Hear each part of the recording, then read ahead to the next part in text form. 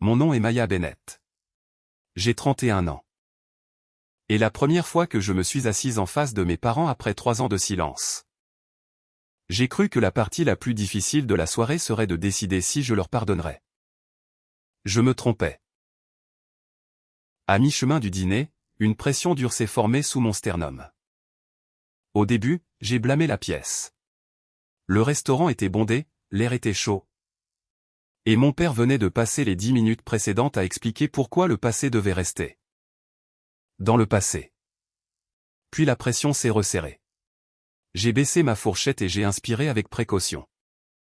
L'air s'est arrêté à mi-chemin dans mes poumons. Ma mère, Caroline, a remarqué ma main se diriger vers ma poitrine. Maya. Je n'arrive pas à respirer. Les mots sont sortis doucement. Je ne pleurais pas et je ne paniquais pas.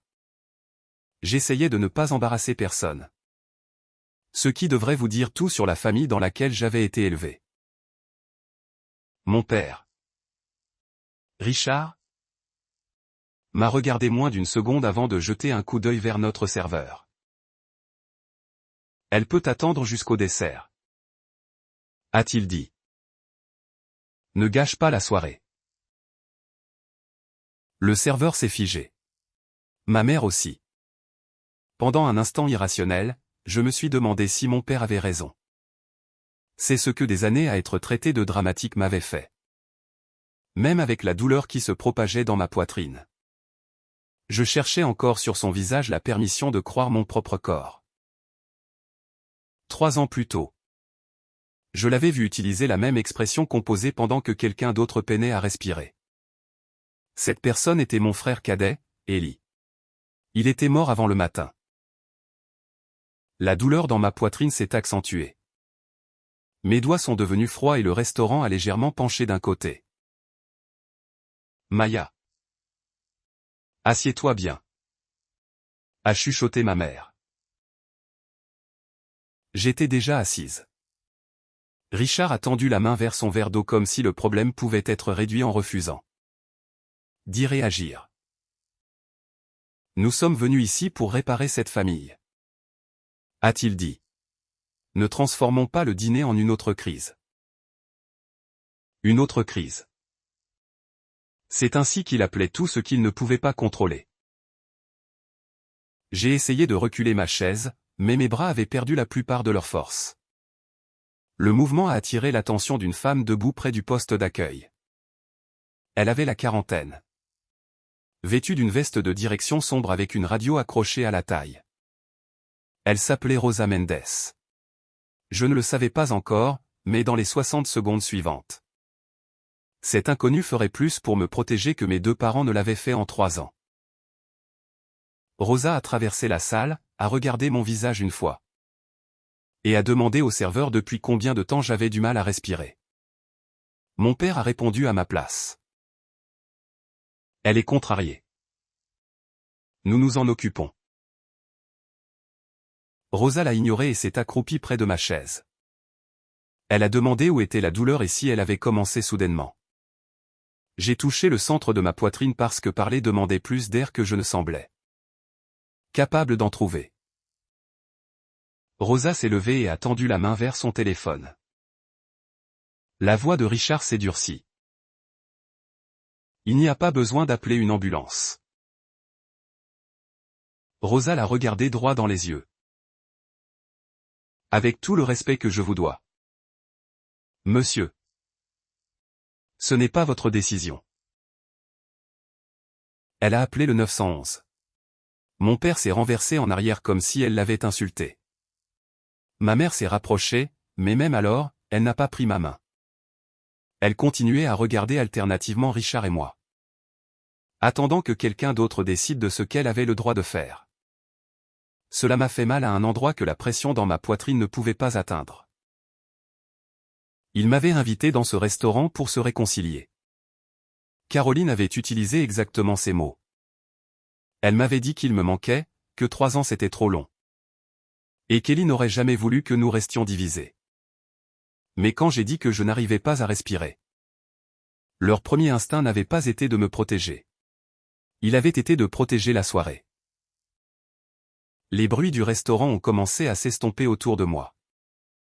Je voyais encore les bouches bouger, mais les voix semblaient venir de l'autre côté d'un mur. Rosa est restée près de moi et m'a gardé concentré pendant que le son lointain des sirènes grossissait. Richard est resté assis.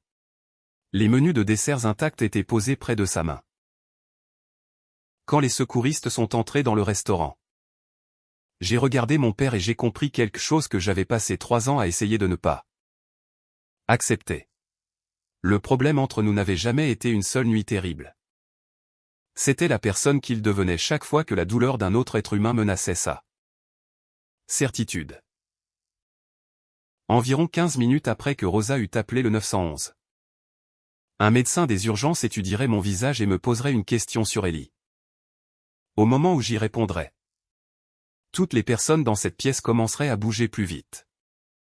Et environ 20 minutes après que mon père eut dit à tout le monde que je pouvais attendre jusqu'au dessert, les médecins découvriraient que l'attente aurait pu me tuer. Mais le diagnostic n'était que le début. La question plus profonde était de savoir pourquoi mes parents ne m'avaient jamais prévenu que cela pouvait arriver. Avant de vous raconter ce que le médecin a demandé et ce que j'ai finalement découvert que mes parents m'avaient caché, abonnez-vous à la chaîne, activez la cloche de notification et aimez la vidéo. Si l'on vous a déjà fait douter de votre propre douleur juste pour que quelqu'un d'autre reste à l'aise, vous faites partie de la communauté pour laquelle cette histoire est destinée. Pour comprendre pourquoi une seule question médicale a tout changé, je dois vous ramener au moment où ma mère a brisé pour la première fois nos 3 années de silence. Quelques jours avant le dîner, je terminais des paperasses dans mon cabinet d'orthophonie à l'école élémentaire où je travaillais. Les enfants étaient partis. De petites cartes illustrées étaient empilées sur mon bureau. Chacune conçue pour aider un enfant à nommer quelque chose dont il avait besoin, mais qu'il ne pouvait pas encore dire facilement. Au secours! Arrête! Ça fait mal. Écoute-moi. Je passais ma vie professionnelle à enseigner aux enfants que ces mots comptaient. Avec mes parents, je n'avais jamais vraiment cru que la même règle s'appliquait à moi. Mon téléphone a vibré à côté d'une pile de rapports de progrès. Le nom sur l'écran a figé mon corps. Maman. Pendant 3 ans, Caroline s'était limitée à des messages d'anniversaire et des cartes de fête. Il disait toujours qu'elle m'aimait. Aucun ne mentionnait pourquoi j'étais parti. Ce message était différent. Elle disait que mon père et elle voulaient me voir. Elle disait qu'ils avaient passé assez de temps à faire leur deuil séparément. Et surtout, elle disait qu'ils étaient prêts à se réparer. J'ai relu ces mots plusieurs fois. Se réparer. Pas aller de l'avant. Pas oublier le passé. Pas cesser de punir la famille. Se réparer. C'était la chose la plus proche qu'aucun de mes parents n'avait jamais dite pour admettre qu'il y avait quelque chose à réparer. J'aurais dû supprimer le message. À la place, j'ai regardé la photographie à côté de mon ordinateur. Ellie et moi étions debout côte à côte. Les yeux plissés vers le soleil pendant notre dernier été ensemble. Il avait 27 ans sur cette photo. Il ne vieillirait jamais davantage. Je me souvenais encore de la dernière fois qu'il avait appelé mon nom. Je me souvenais aussi de mon père me disant que je réagissais de façon excessive. Après la mort d'Ellie, Richard avait dit que personne n'aurait pu savoir ce qui se passait. Quand j'avais contesté cette version de la nuit, il m'avait accusé d'utiliser la mort de mon frère pour le punir. Caroline avait pleuré. Puis elle m'avait demandé de m'excuser. C'est à ce moment-là que je suis parti. 3 ans plus tard, son invitation plaçait le même espoir impossible entre mes mains. Peut-être que perdre les 2 enfants, l'un par la mort et l'autre par le silence, avait enfin forcé mes parents à affronter la vérité. Je n'ai pas répondu tout de suite. J'ai terminé mes rapports, rangé les cartes illustrées. Et je suis rentré chez moi avec le message encore ouvert sur mon téléphone. Ce soir-là, j'ai envoyé à Caroline une seule condition. Je les rencontrerai. Mais je ne ferai pas semblant que la mort d'Ellie n'avait rien à voir avec notre rupture.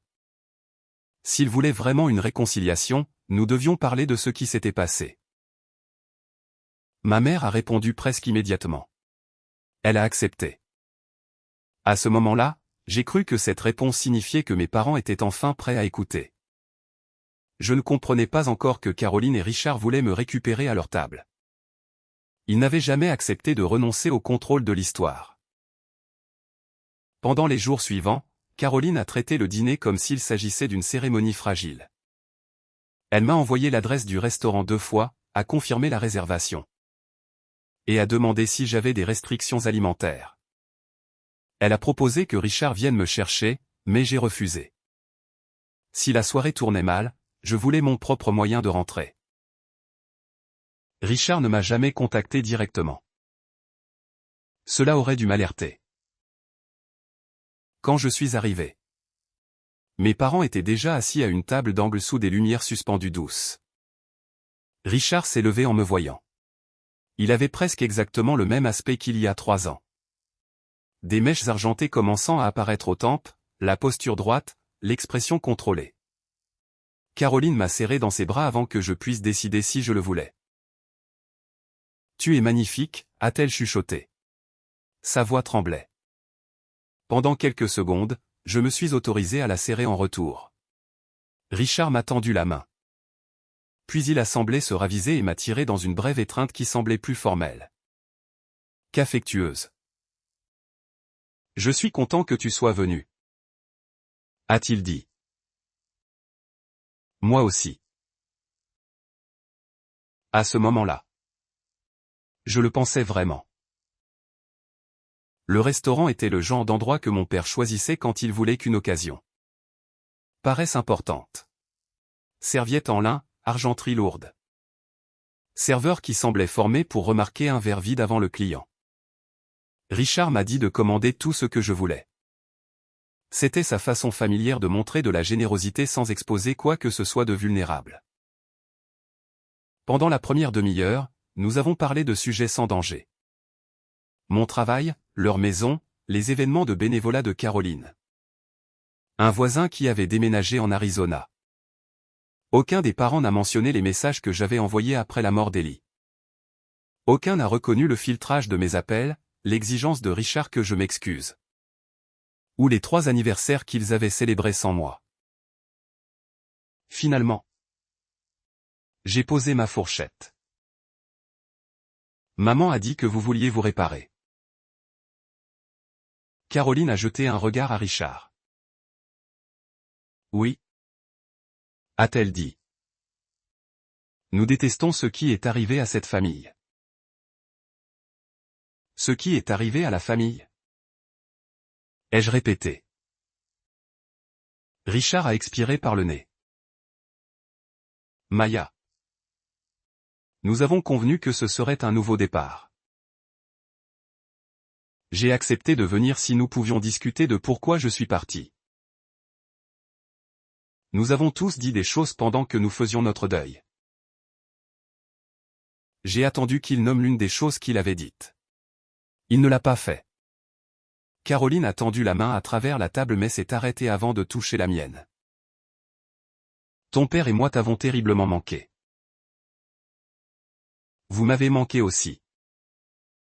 Cela ne répond pas à ma question. L'expression de Richard a changé d'1 degré. Quiconque ne le connaissait pas l'aurait manqué. Je savais que cela signifiait qu'il avait décidé que je devenais difficile. Nous sommes ici, a-t-il dit. Cela devrait démontrer nos intentions. Être ici n'est pas la même chose que de prendre ses responsabilités.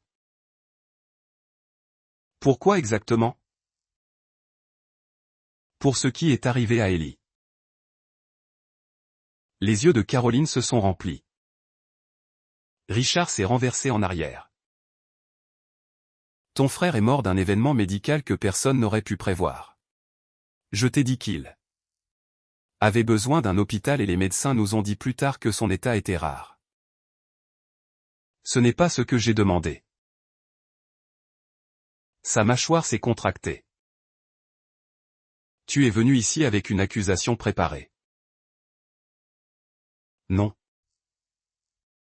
Je suis venu parce que maman a dit que vous étiez prêt à vous réparer.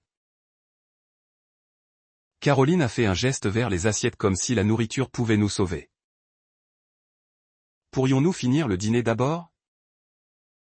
Nous avons toute la soirée. C'est à ce moment-là que j'ai senti la première pression sous mon sternum. Elle était assez légère pour que je la blâme d'abord sur le stress. J'ai pris une gorgée d'eau et j'ai essayé de stabiliser ma respiration. Richard a continué à parler. Il a dit que les familles survivent à la tragédie en refusant de vivre dedans. Il a dit qu'Ellie ne voudrait pas que sa mort soit utilisée comme une arme. Il a dit que la maturité exigeait que nous acceptions tous que la mémoire devenait peu fiable quand le deuil intervenait. La pression s'est resserrée. Je me suis déplacé sur ma chaise. Caroline l'a remarqué. Richard non. Quand Rosa s'est approchée de notre table, la réconciliation s'était déjà effondrée dans le même argument qui nous avait séparés. La différence était que cette fois, mon corps s'était joint à l'argument. Vous savez déjà ce qui s'est passé ensuite. J'ai dit que je n'arrivais pas à respirer. Mon père a décidé que je pouvais attendre. Ma mère s'est figée. Rosa a appelé le 911. Une fois que les secouristes m'ont atteinte, les événements ont avancé trop vite pour que Richard puisse les contrôler. Un secouriste a placé des capteurs contre ma poitrine tandis qu'un autre me demandait quand la douleur avait commencé. Richard se tenait derrière eux et tentait d'expliquer que j'étais devenu contrarié pendant une discussion familiale difficile. Le deuxième secouriste l'a regardé. J'ai besoin qu'elle réponde. C'était une phrase si simple, mais quelque chose en elle m'a stabilisé. J'ai expliqué aussi clairement que je pouvais. Pression soudaine, difficulté à respirer, doigt froid. Douleur commençant à se propager vers mon dos supérieur. Ils m'ont placé sur un brancard. Caroline a enfin pris ma main. Je viens avec toi. J'ai regardé vers Richard. Il semblait offensé par l'activité autour de notre table. Vous n'avez pas besoin de venir tous les deux, ai-je dit.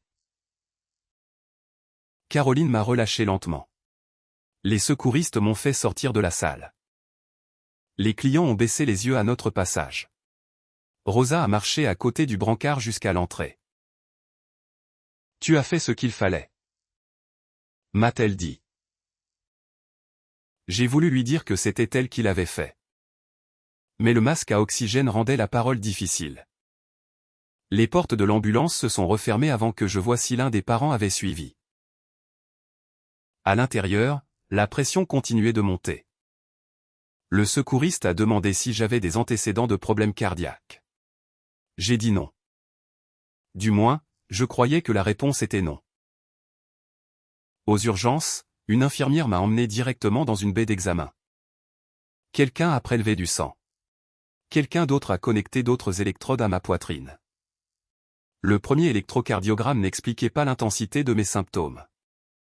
Cela ne voulait pas dire qu'il était normal. Seulement qu'il ne fournissait pas la réponse immédiate dont tout le monde avait besoin.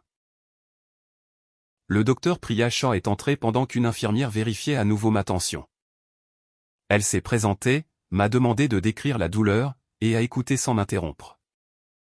Quand j'ai terminé, elle a demandé si cela avait été soudain ou progressif. Progressif pendant quelques minutes, ai-je dit. Puis beaucoup pire. Une douleur dans le dos? Un peu dans le haut du dos. Des antécédents familiaux de maladies cardiaques? Mes parents ont de l'hypertension. Rien de grave que je sache. Elle s'est tue. Puis elle a posé la question qui a tout changé. Est-ce que quelqu'un dans votre famille immédiate est mort soudainement avant l'âge de 40 ans?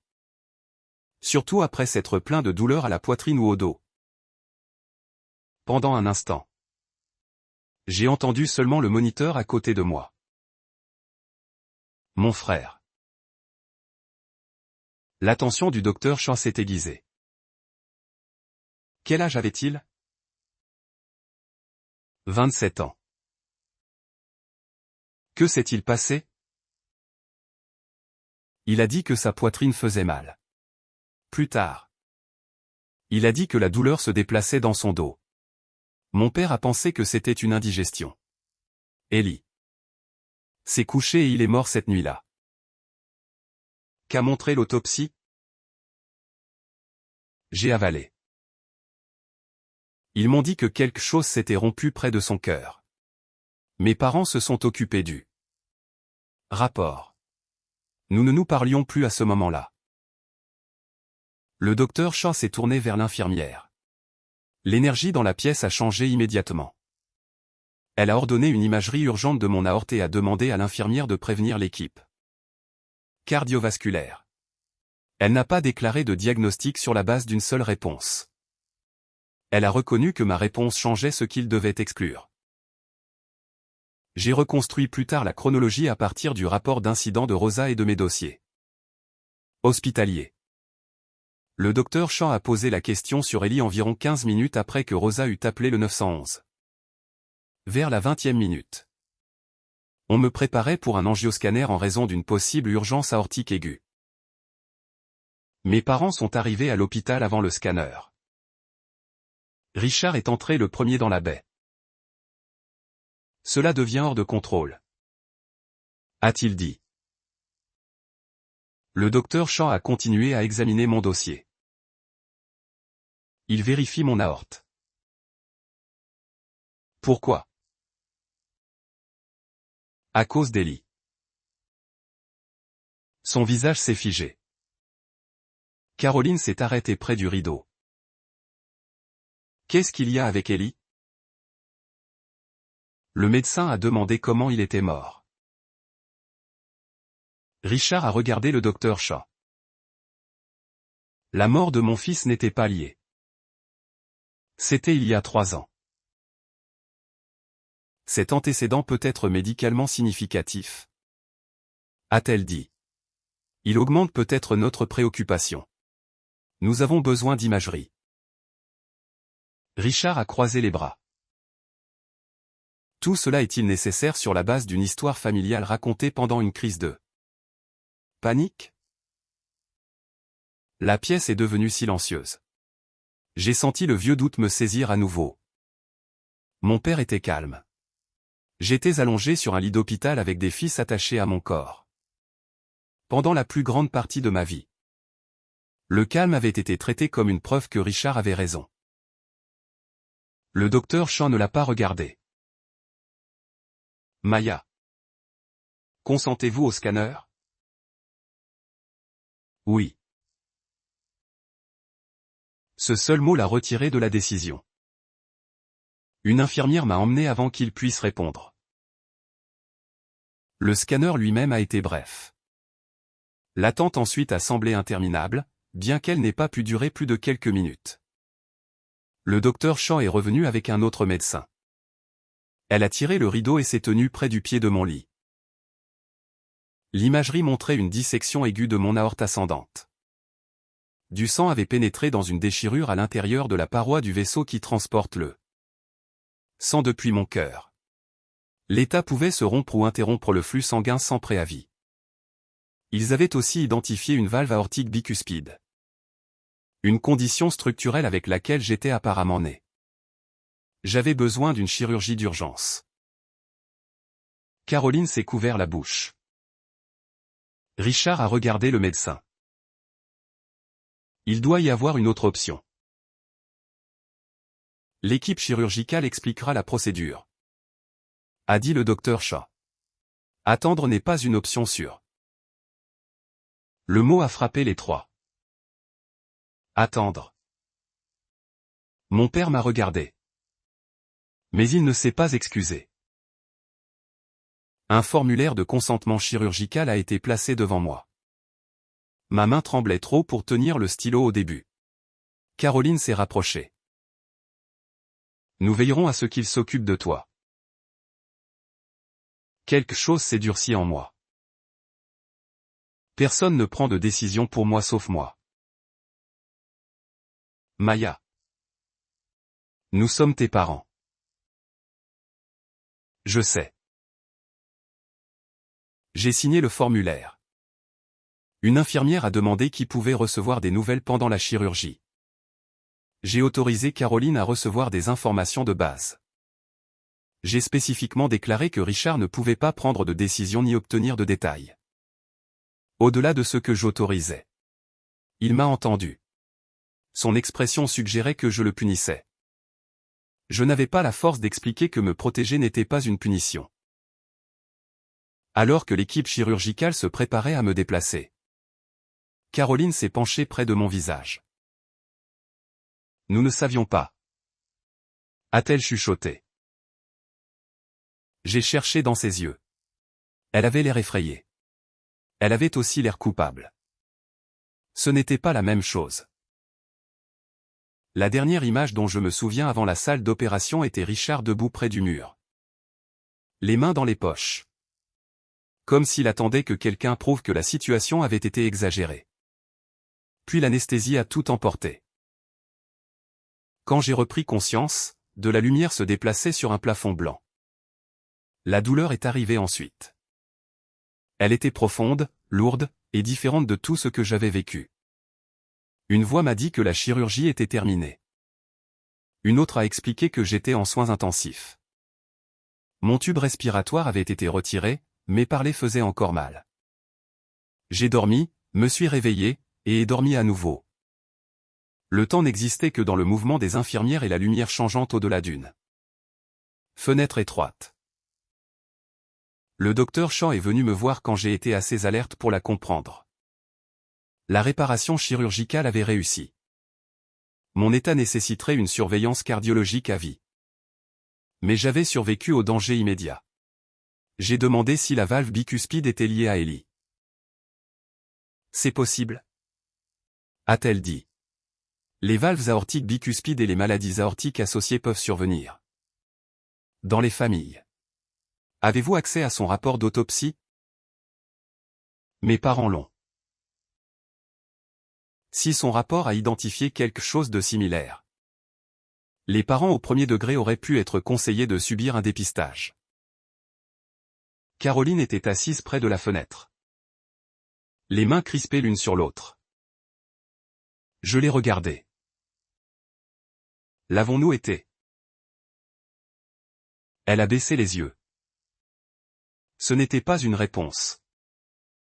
Mais cela m'a dit où chercher. Pour le reste de cette journée, j'étais trop faible pour la presser. Chaque respiration tirait sur mon incision. Me tenir debout exigeait de l'aide. Marcher 3 pas à côté du lit ressemblait à traverser une pièce remplie d'eau. Mais une fois que le docteur Chan eut relié mon état à Ellie, les souvenirs que j'avais passé 3 ans à essayer d'organiser sont revenus avec une clarté brutale. La dernière nuit d'Ellie avait commencé chez mes parents. Nous avions dîné ensemble. Il avait été plus silencieux que d'habitude. Se frottant le centre de la poitrine et étirant les épaules comme s'il essayait de relâcher un nœud. Je lui ai demandé s'il allait bien. Il a dit que sa poitrine était serrée. Richard lui a dit qu'il avait probablement mangé trop vite. 20 minutes plus tard, Ellie faisait les 100 pas près de la cuisine. La douleur s'était déplacée dans le haut de son dos. Je lui ai dit que nous devions aller aux urgences. Richard a dit qu'il n'y avait aucune raison de passer la nuit à attendre dans un hôpital à cause d'une indigestion. Caroline a trouvé des comprimés d'antiacides. Ellie les a pris. Quand la douleur a continué, j'ai pris mes clés. Je vais te conduire. Richard s'est interposé entre nous. Tu lui fais peur. Il a mal à la poitrine. Il a 27 ans. Maya. Il peut décider s'il a besoin d'une ambulance. J'ai regardé Ellie. Il était pâle, mais il détestait les conflits. Il a regardé de notre père à moi et a dit qu'il voulait d'abord s'allonger. J'ai protesté. Richard m'a dit que le deuil et la panique suivaient les gens qui s'attendaient toujours au pire. Il a dit que je transformais un inconfort en urgence parce que j'avais besoin de contrôler tout le monde autour de moi. L'accusation a fonctionné parce qu'elle contenait exactement la peur que je portais déjà. Que mon souci n'était pas du soin mais de l'anxiété. Je lui ai demandé une dernière fois. Il a dit qu'il appellerait si la douleur empirait. Richard m'a dit de rentrer chez moi et de le laisser se reposer. Je suis parti. Cette décision a vécu en moi pendant 3 ans. J'ai envoyé un message à Ellie depuis ma voiture. Il a répondu qu'il irait bien. Avant le lever du soleil, Caroline a appelé. Ellie avait été trouvée sans réaction. L'hôpital n'avait pas pu le sauver. Dans les semaines qui ont suivi sa mort, Richard a répété que personne n'aurait pu savoir. Il a dit qu'Ellie était un adulte et avait pris sa propre décision. Quand je lui ai rappelé qu'Ellie avait fait confiance à son jugement, Richard m'a accusé de chercher quelqu'un à blâmer. Aux funérailles, je suis restée silencieuse. Ensuite, j'ai demandé à voir le rapport d'autopsie. Richard a dit qu'il n'y avait rien dedans qui ramènerait Ellie. J'ai continué à demander. Finalement, il m'a dit que si je ne pouvais pas faire mon deuil sans attaquer ma famille, je devais rester à l'écart jusqu'à ce que j'apprenne comment. Caroline a pleuré pendant qu'il disait cela. Puis elle m'a demandé de m'excuser de l'avoir contrarié. Je suis sorti de leur maison et je n'y suis pas retourné. Maintenant, allongé en soins intensifs avec une incision le long de la poitrine. J'ai compris que mon père avait écarté le même avertissement 2 fois. La première fois, Ellie est mort. La deuxième fois, une responsable de restaurant a refusé de le laisser décider. Le 3e matin à l'hôpital, Caroline est arrivée avec un petit sac en cuir. Richard avait demandé la permission de venir. Je l'avais refusé. Caroline s'est assise prudemment à côté de mon lit. Comment te sens-tu? Comme si j'avais subi une chirurgie à cœur ouvert. Elle a tressailli. Je suis désolé. Je l'ai regardé placer le sac contre le pied de la chaise. Le docteur Chan a dit que le rapport d'Ellie aurait pu recommander un dépistage. Caroline a regardé vers la porte. Que disait son rapport d'autopsie? C'était compliqué. Que disait-il? Une déchirure dans son aorte. Et sa valve? Elle a pressé ses lèvres. J'ai attendu. Il avait la même anomalie de valve. Le moniteur à côté de moi continuait son rythme régulier. Le rapport recommandait-il que nous soyons dépistés? Il y a eu une lettre après. Mon corps est devenu très immobile. Quelle lettre? Le bureau du médecin légiste a envoyé des informations. Cela disait que les proches parents devraient parler à leur médecin. Cela nommait-il les parents au 1er degré? Oui. Papa l'a-t-il reçu? Nous l'avons tous les deux reçu. Les analgésiques ne pouvaient pas atteindre ce que j'ai ressenti ensuite. Vous saviez. Nous ne savions pas que tu avais la condition. Vous saviez que je devais être dépisté. Ce n'était pas un diagnostic. Maya. C'était une recommandation. Le libellé était trop poli. J'ai su immédiatement à qui appartenait l'argument. Où est la lettre? À la maison. Tu l'as encore? Caroline a touché le sac avec le bout de sa chaussure. Oui. Pourquoi ne me l'avez-vous pas dit? Tu ne nous parlais plus. Tu avais mon numéro. Tu savais où je travaillais. Ton père pensait que te contacter déclencherait une autre dispute. Alors vous avez décidé qu'une dispute était plus dangereuse que ça? Son visage s'est affaissé. Je n'ai pas décidé ça. Si. Peut-être que tu ne l'as pas dit à voix haute. Mais tu as décidé. J'ai gardé la lettre. Cela ne m'a pas protégé. Elle a commencé à pleurer silencieusement. 3 ans plus tôt, ses larmes m'auraient arrêté. J'aurais adouci ma question, me serais rapproché. Et j'aurais essayé de rendre la vérité plus facile à survivre pour elle. Cette fois, j'ai laissé la question en place. L'après-midi suivant, Caroline est revenue avec la lettre dans une pochette transparente. Le papier était plié. Le nom d'Ellie apparaissait près du haut. Sous l'explication de sa valve aortique bicuspide et de la dissection aortique fatale se trouvait une recommandation que les parents au premier degré reçoivent une évaluation cardiovasculaire. J'ai relu le paragraphe plusieurs fois. Il ne disait pas que le dépistage aurait certainement empêché mon urgence. Il ne promettait pas que quiconque pouvait prédire le jour exact où mon aorte se déchirerait. Il disait qu'il y avait eu un risque connu, un risque que mes parents m'avaient caché. Le docteur Chan a examiné le document après que je lui eus donné la permission. Elle a expliqué qu'une évaluation plus précoce aurait pu identifier la valve bicuspide ou des changements dans mon aorte et permettre une surveillance appropriée. Elle a pris soin de ne pas promettre un résultat qu'aucun médecin ne pouvait garantir. Elle n'en avait pas besoin. La trahison n'était pas que mes parents avaient échoué à prédire l'avenir. C'était qu'ils m'avaient enlevé l'opportunité de savoir. Richard est venu à l'hôpital plus tard ce jour-là malgré le fait qu'il n'avait pas la permission d'entrer dans ma chambre. Il est resté dans le couloir jusqu'à ce qu'une infirmière demande si je voulais qu'il soit retiré de l'étage. J'aurais dû dire oui. À la place, je lui ai accordé 5 minutes. Il est entré avec des fleurs.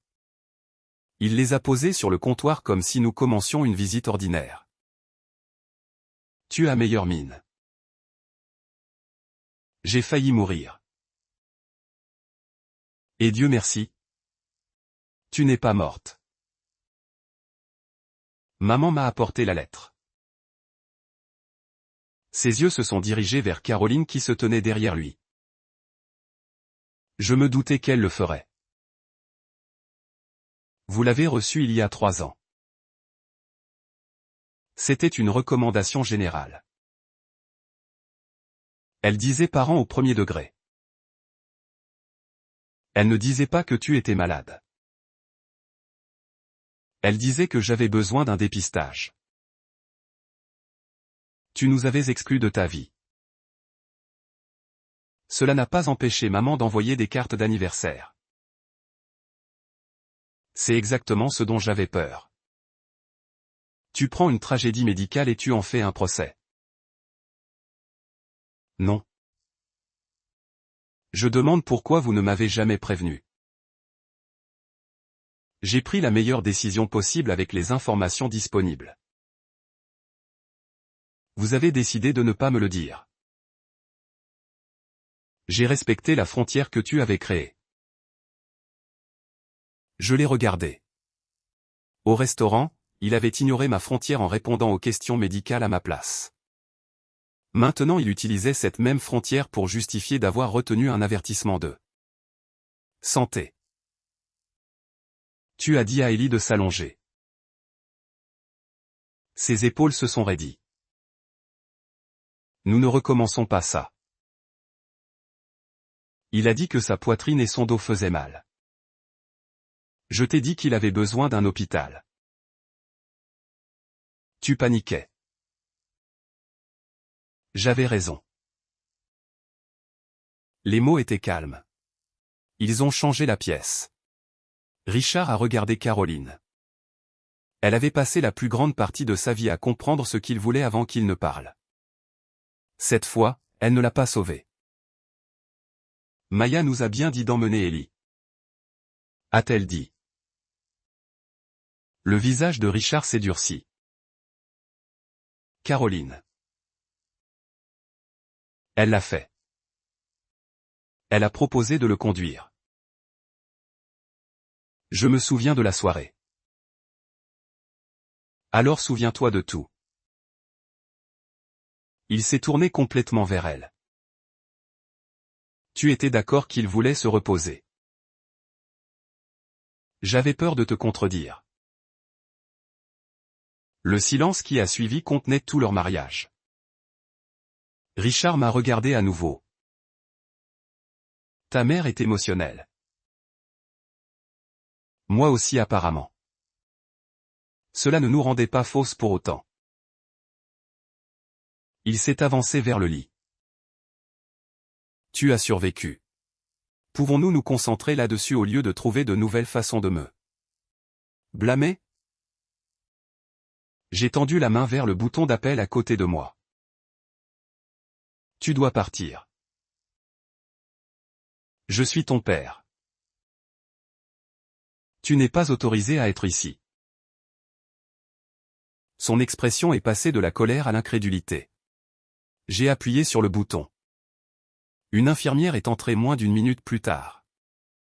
Elle n'a pas discuté avec lui ni me demandé de reconsidérer. Elle lui a simplement dit que la visite était terminée. Richard a ramassé les fleurs. Il est parti sans regarder Caroline. Ma mère est restée près de la porte. Je suis désolé, a-t-elle dit. J'étais trop fatigué pour décider si elle parlait d'Ellie, de la lettre, du restaurant. Ou de son mariage. Rentre chez toi.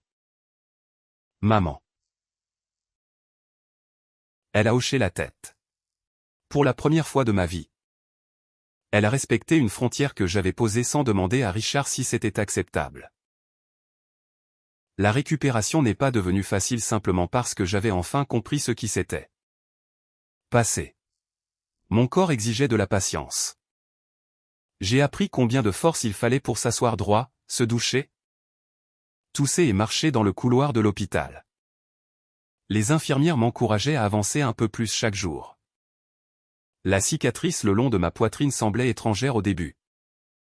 Comme si elle appartenait à la femme qui était entrée dans la salle d'opération plutôt qu'à celle qui en était sortie. J'étais en vie grâce à Rosa qui avait agi. J'étais en vie grâce au docteur Shaw qui avait posé la bonne question. J'étais en vie parce que, pour une fois, mon père n'avait pas été autorisé à définir l'urgence. Après mon retour à la maison, j'ai commencé à rassembler des dossiers. J'ai demandé les conclusions officielles de l'autopsie d'Ellie. Le rapport confirmait la dissection aortique aiguë et la valve aortique bicuspide. J'ai demandé à Caroline la correspondance originale de dépistage. Elle me l'a donnée sans discussion. Puis j'ai appelé le restaurant.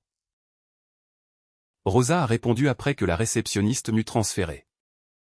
Pendant plusieurs secondes, je n'ai pas su quoi dire. Merci semblait trop petit. Rosa a semblé comprendre. Tu as réussi, a-t-elle dit. Oui. Je suis contente. J'ai demandé si le restaurant avait documenté ce qui s'était passé. Elle avait rempli un rapport d'incident ce soir-là. Il enregistrait le moment où j'avais d'abord paru en détresse, quand elle s'était approchée. Quand Richard s'était opposé à l'assistance d'urgence, et quand elle avait appelé le 911. Le rapport ne contenait pas d'opinion. Il n'en avait pas besoin. Les faits suffisaient. Pendant 3 ans. Mon père m'avait convaincu que la mémoire devenait peu fiable quand la douleur intervenait. Maintenant j'avais des dossiers indépendants de 2 urgences médicales. Le schéma n'était plus un sentiment. Ellie a ressenti des douleurs à la poitrine et au dos. J'ai plaidé pour un traitement. Richard l'a écarté. Ellie est mort. La famille a reçu un avertissement de dépistage. Mes parents l'ont retenu. J'ai ressenti des douleurs à la poitrine et au dos. Richard l'a écarté. Rosa a appelé à l'aide. J'ai survécu. Une fois que j'ai posé ces faits côte à côte, ma culpabilité a commencé à se séparer de mon chagrin. Je souhaitais encore avoir appelé le 911 pour Ellie malgré son refus. Je souhaitais encore avoir ignoré Richard et conduit mon frère à l'hôpital. Mais le regret n'était pas la même chose que la responsabilité. J'avais reconnu le danger. J'avais essayé. La personne qui m'avait appris à douter de moi-même s'était trompée. Cette vérité n'a pas ramené Ellie. Elle a donné à sa mémoire un autre endroit où vivre. Au lieu de le porter comme une preuve de mon échec, j'ai commencé à le porter comme la raison pour laquelle je ne resterai plus jamais silencieuse. Quand quelqu'un disait que quelque chose n'allait pas, mon équipe de cardiologie a expliqué que les parents concernés devraient discuter du dépistage avec leur médecin. Cela a créé une autre décision. Je pouvais protéger la vie privée de mes parents ou m'assurer que les personnes qui partageaient notre histoire familiale avaient des informations exactes. Je ne voulais pas de vengeance. Je ne voulais pas que Richard soit publiquement humilié. Je voulais que personne d'autre n'apprenne le risque en étant allongé sous les lumières des urgences. J'ai préparé un court message pour nos proches. Il indiquait qu'Ellie et moi avions tous deux été diagnostiqués avec des valves aortiques bicuspides et des complications aortiques graves. J'ai joint la recommandation de dépistage et encouragé les membres de la famille immédiate à chercher un avis médical qualifié. Je n'ai inclus aucune accusation. Avant de l'envoyer, j'ai appelé Caroline. J'informe la famille. Elle est restée silencieuse. Ton père ne sera pas d'accord. Ce n'est pas sa décision. Il croit que les gens vont mal comprendre. Ils ont mal compris pendant 3 ans. Qu'est-ce que tu vas leur dire? Les faits médicaux. Je corrige aussi l'affirmation que j'ai causé le conflit après la mort d'Ellie. Caroline a commencé à respirer de façon irrégulière. Maya. Si tu veux une relation quelconque avec moi, j'ai besoin que tu dises la vérité quand ils demanderont. Je le ferai. Même si papa te dit de ne pas le faire. Une autre pause. Oui. Richard m'a contacté moins d'1 heure plus tard. Son message m'accusait de distribuer des informations familiales privées pour le punir. Il a dit qu'Ellie méritait de la dignité et que les dossiers médicaux ne devaient pas devenir des munitions. Je n'ai pas répondu. J'ai envoyé l'avis. Les réponses n'ont pas été uniformes. Une tante a appelé immédiatement et m'a remercié. 2 cousins ont dit qu'ils contacteraient leur médecin. Un autre parent a dit qu'elle ne voulait pas s'impliquer dans une dispute familiale, mais qu'elle garderait l'information médicale. Plusieurs personnes sont restées silencieuses. Personne n'avait besoin de choisir un camp pour que l'avertissement fasse son travail. Caroline a envoyé son propre message le lendemain matin. Elle a confirmé qu'elle et Richard avaient reçu la recommandation de dépistage après la mort d'Ellie. Elle a admis qu'ils avaient échoué à me la partager. Elle a aussi déclaré que j'avais plaidé pour qu'ils cherchent des soins d'urgence pour Ellie quand ces symptômes avaient commencé. Ce n'était pas une confession parfaite, et cela n'effaçait pas ses choix. Mais c'était la première fois que ma mère disait la vérité sans placer le confort de Richard avant elle. L'histoire de la famille a changé. Pendant 3 ans, j'avais été la fille en colère qui avait instrumentalisé le deuil. Maintenant, il y avait un document. Il y avait une chronologie. Il y avait la reconnaissance de Caroline. Richard pouvait encore rejeter la vérité, mais il ne pouvait plus la posséder. Plusieurs semaines dans ma récupération, il a demandé une conversation privée. J'ai failli refuser. Puis j'ai réalisé que je n'avais pas besoin de la conversation pour le changer. J'avais besoin de savoir s'il y avait une condition sous laquelle il pouvait rester dans ma vie. Nous avons parlé par téléphone. Sa voix était calme. Je ne veux pas que cette famille soit détruite. Elle était déjà brisée. Nous pouvons la réparer si tout le monde cesse d'attribuer des blâmes. Ce n'est pas une réparation. Que veux-tu de moi? J'avais préparé la réponse. J'ai besoin que tu reconnaisses qu'Ellie avait des douleurs à la poitrine et au dos. Que je t'ai exhorté à l'emmener à l'hôpital. Et que tu m'as écarté. J'ai besoin que tu reconnaisses que tu as reçu une recommandation de dépistage familial et que tu as choisi de ne pas me le dire.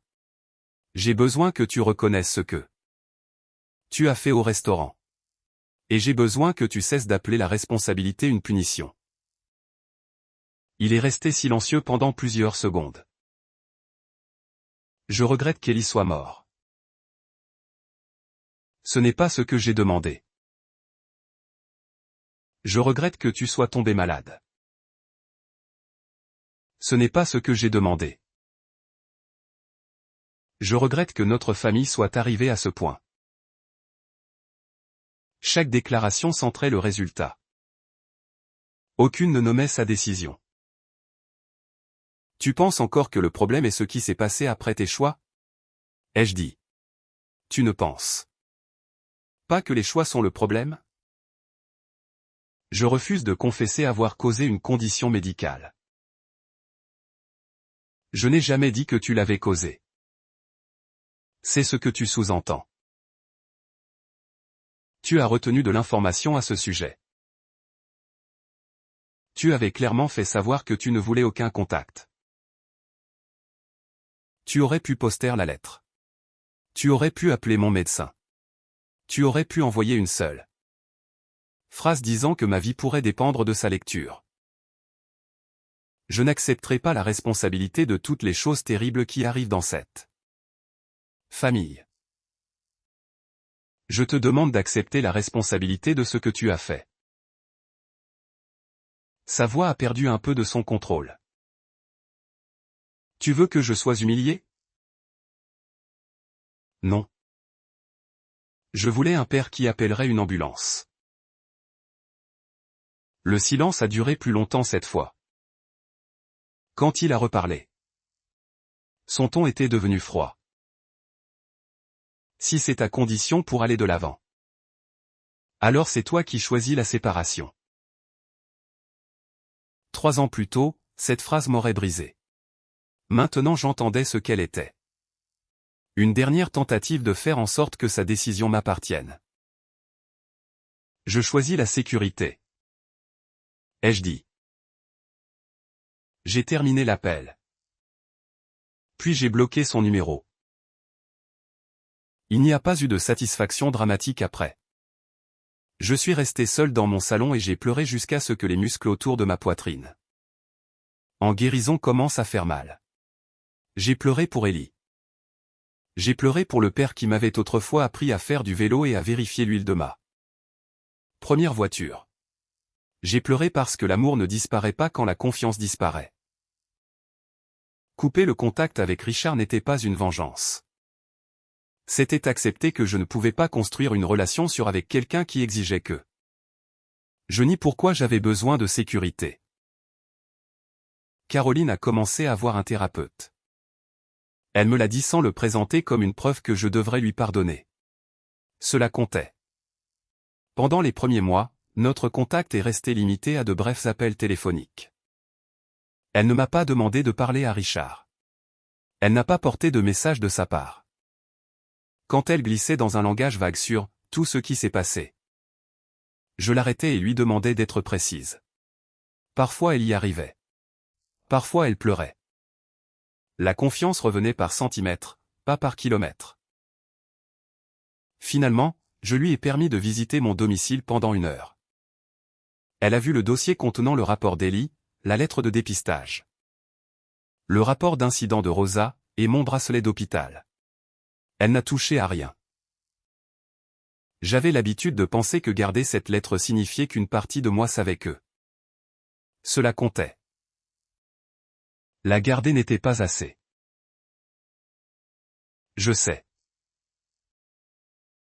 C'était une petite réponse. Pour une fois. C'était la bonne. Ma récupération a continué à travers des rendez-vous de cardiologie et des retours progressifs à la vie ordinaire. J'ai appris les limites de mon corps réparé et l'importance d'une surveillance à vie. Les parents concernés ont reçu l'information de dépistage. Certains ont poursuivi une évaluation rapidement, d'autres ont fait leur propre choix. Je ne pouvais pas les contrôler, et je ne croyais plus que le soin exigeait le contrôle. Ce que je pouvais faire, c'était dire la vérité. Quand je suis retourné à l'école, les cartes illustrées étaient encore empilées à côté de mon ordinateur. Au secours. Arrête. Ça fait mal. Écoute-moi. Je les ai remises en rotation avec mes élèves. Mais je ne regardais plus ces mots comme des instructions destinées uniquement aux autres. À l'anniversaire de ma chirurgie, quelques amis et collègues se sont joints à moi pour un dîner chez moi. Caroline était là aussi, sous les mêmes conditions qui régissaient chaque contact entre nous. Elle est venue seule. Elle n'a pas mentionné Richard. La table était plus petite que celle du restaurant. Les assiettes ne correspondaient pas, et personne ne se souciait de quel plat arrivait en premier. Une chaise inutilisée est restée près de l'extrémité éloignée. Pendant des années, une chaise vide avait représenté mon exclusion de la famille Bennett. Ce soir-là, elle signifiait quelque chose de différent. Personne n'avait été privé d'une place par cruauté. Une place n'avait simplement pas été offerte à quelqu'un qui refusait de traiter ma vie et ma vérité avec soin. Quand le dessert a été servi, j'ai remarqué que Caroline jetait un regard vers la chaise vide. Puis elle m'a regardé. Elle n'a rien dit. Ce silence était différent de tous les autres. Il respectait la frontière au lieu de protéger la personne à l'extérieur. Une de mes amies a demandé comment s'était passé mon dernier rendez-vous de cardiologie. Toute la table s'est tue pour entendre ma réponse. Personne n'a levé les yeux au ciel. Personne ne m'a dit que je réagissais de façon excessive. Personne ne m'a demandé d'attendre que la soirée devienne plus pratique. J'ai regardé autour de cette table et j'ai pensé à Rosa, au docteur Shaw, à Ellie. Et à la question qui nous reliait tous. Mes parents m'avaient invité à dîner parce qu'ils voulaient l'apparence de la réconciliation. Ce qui m'a sauvé était quelque chose de beaucoup plus simple. Une inconnue m'a cru quand j'ai dit que je n'arrivais pas à respirer. Un médecin a écouté quand j'ai décrit mon histoire familiale. Et finalement, je me suis cru moi-même. La cicatrice sur ma poitrine resterait.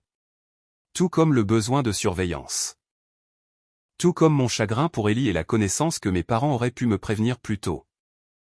La paix n'exigeait pas que ces faits disparaissent. Elle exigeait que je cesse de les contester. Je n'ai pas eu la réunion de famille que Caroline avait promise. J'ai eu la vérité. J'ai eu le droit de décider qui entrait dans ma vie. Et j'ai appris qu'une chaise vide n'est pas toujours la preuve que quelqu'un a été abandonné. Parfois. C'est la preuve que la personne qui a survécu a enfin choisi de ne plus s'abandonner elle-même.